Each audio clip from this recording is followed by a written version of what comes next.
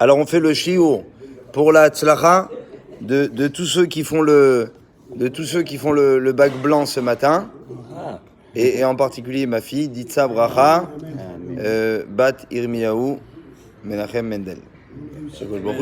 Bracha, Vatzlacha, Amen. Ouais, aujourd'hui ils ont le bac blanc. Bon, on s'en fiche. Je rigole, je te charrie. Allez, venez, on y va. Allez. Ouais, ok, ça va. Le temps pas Oui. avance. Oui. Sors d'où tu veux, Kira. Allez, on y va. Rabbi Yeshua ben Levi Omer, Adam tzarich rashev et darko lifnei kol peula. Alors écoutez bien, c'est une Gemara qui est très jolie. Elle est très très jolie cette Gemara. Vous voulez la connaître? Eh bien moi aussi. Alors écoutez bien. C'est une Gemara dans Masechet Moed Katan qui dit Rabbi Ina yavale yahu talmida de kol yom ava makshele bishabta de ragla lo ava makshele.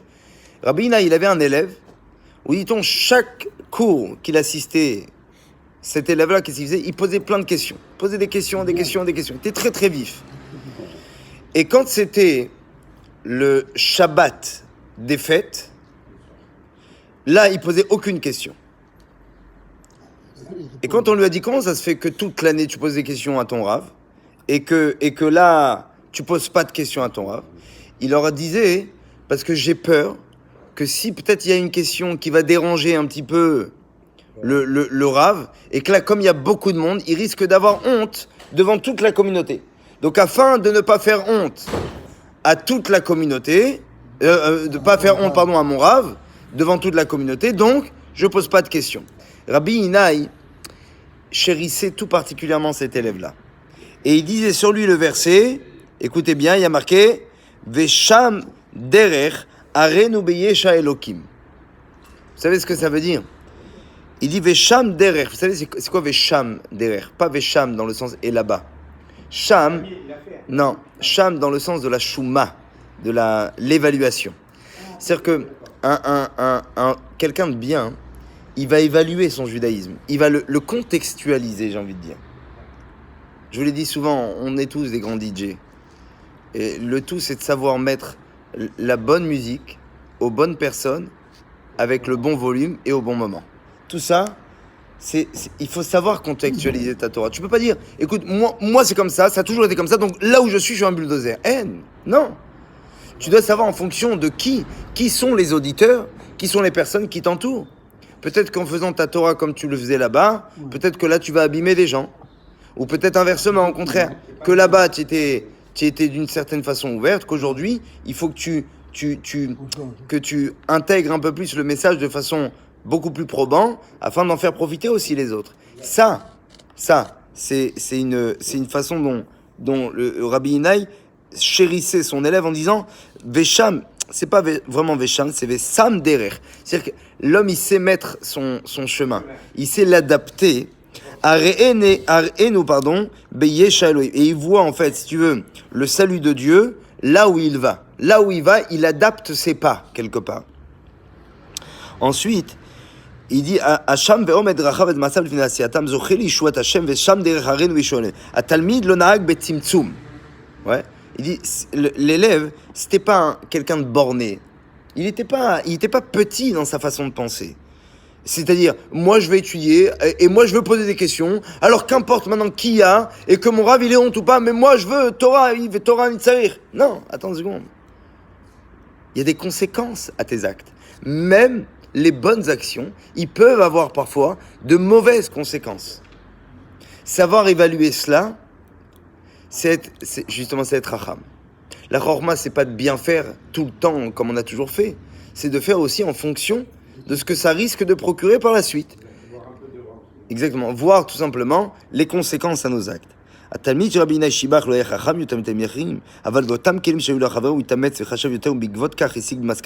est arrivé à cette conclusion-là par son intelligence. Il raconte ici une histoire qui s'est passée aux États-Unis, qui était chez un rave d'une bête à Knesset, dans le quartier de Flatbush.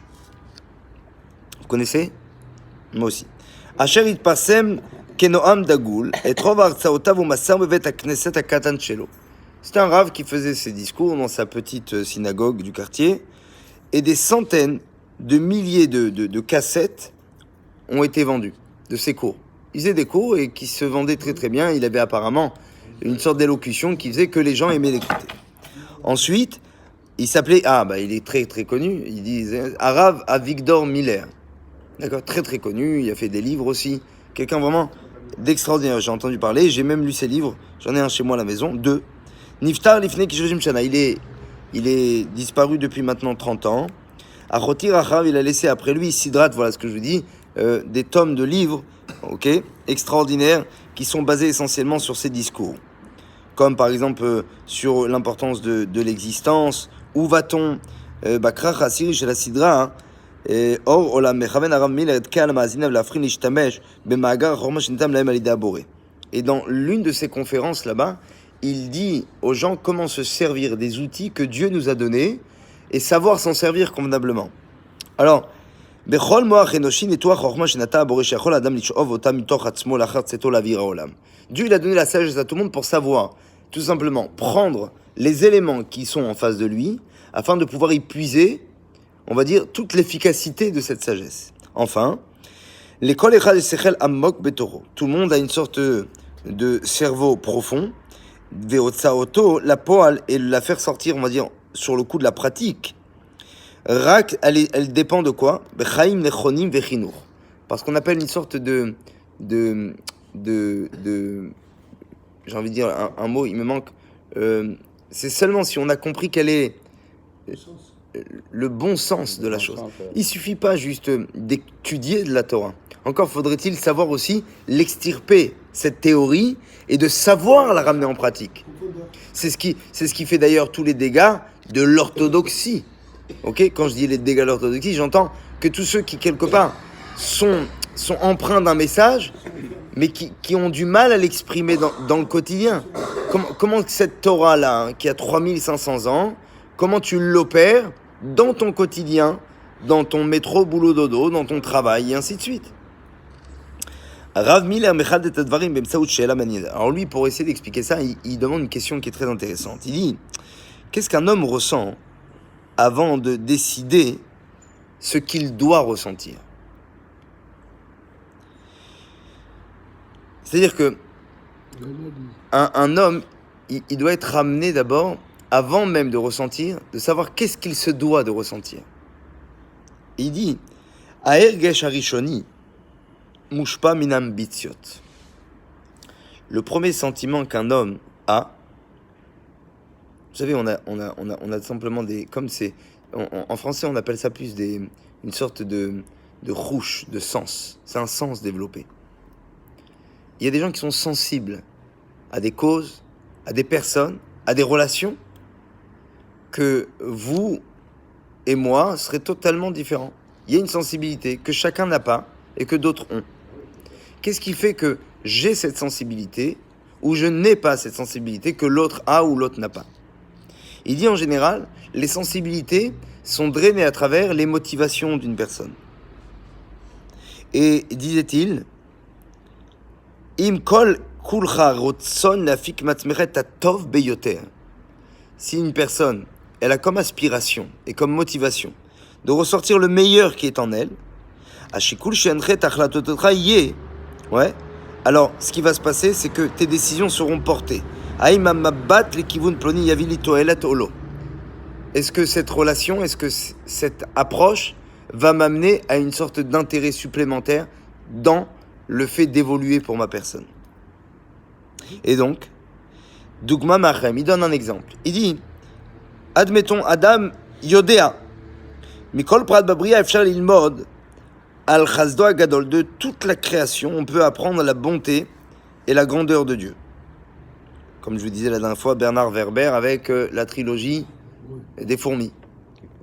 Ouais, et un livre à lire absolument.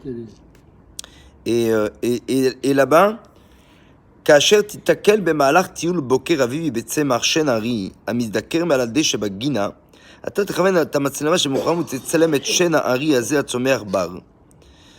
בתמונה תבחין בעיגול אפור המתנשא מעל כותרתו היפה של הפרח.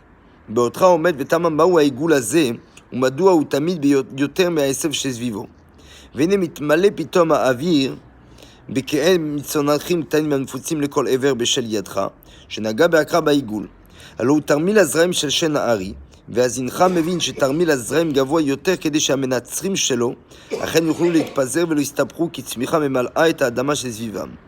וכדי להשלים את התמונה, מגיח לו מי שם פרפר קדן כדי לבקר את הפרח ולהביא להפיכתו לפרי, כלומר לתרמיל הזרעים המכיל את הדור הבא. אבל אם אינך חדור ברוח המטרה, הכל יחלוף לידך בלא להותיר כל רושם.